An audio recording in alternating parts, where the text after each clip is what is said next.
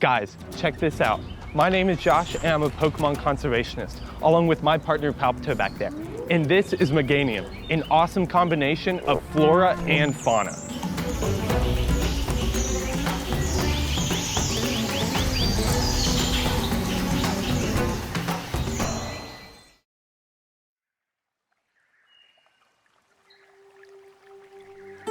The jungles of the Johto region are a lush environment, bustling with life around every patch of tall grass.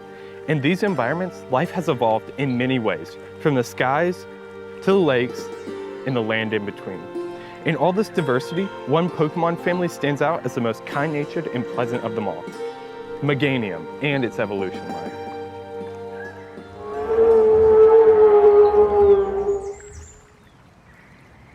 Wow guys, take a look at this Meganium. This is one massive Pokemon. I'd say it's around 11 or 12 feet, although on average these Pokemon only get to 5'11", but because they're so sensitive to environmental factors like water quality, sunlight, or just seasons in general, you see a lot of size variation. This is about as big as they get, again at around 11 or 12 feet, but they can get as small as around 3 feet.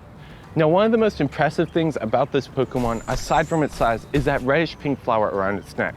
Now, this is used to attract bug Pokemon like Combee and Vivillon, or just any pollinators in general, so that way they can get a little bit of that pollen and pheromones from their antenna on them and bring them to other Meganium.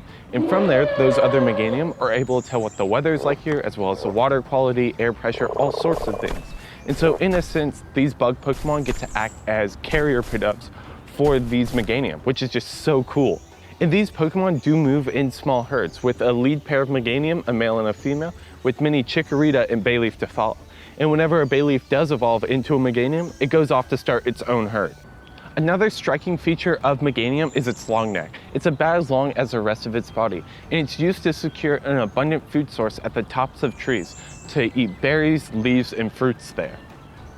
And one of my favorite facts about this Pokemon is that while in other long-necked quadrupeds like Girafarig or Farigiraf, we see these necks being used for combat over mates or territory, instead with these Pokemon, they don't fight within their own species.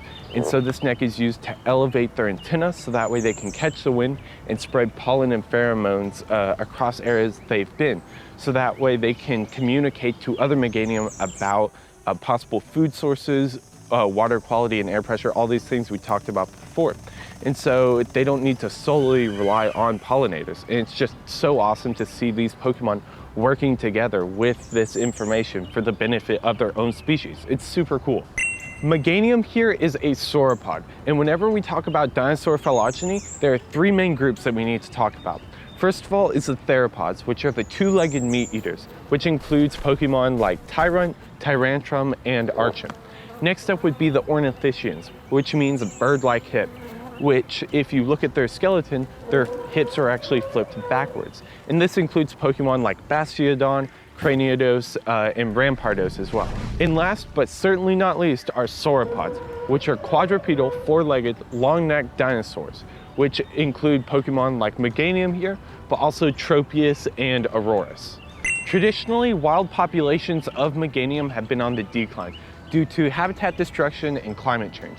But luckily, due to captive breeding efforts, both in the Florio Nature Park in the Lentil region and in the Unova region, populations have been making a rebound, which is awesome. Now, if you want to help with the preservation of their habitat, we have links down below to the Nature Conservancy where you can donate, or if you want to help contribute to the research of sauropod dinosaurs, we also have links to the Paleontological Society where you can also donate to help out. So then which Pokemon should Palpitoad and I go and try to find next? Please comment down below any suggestions you have.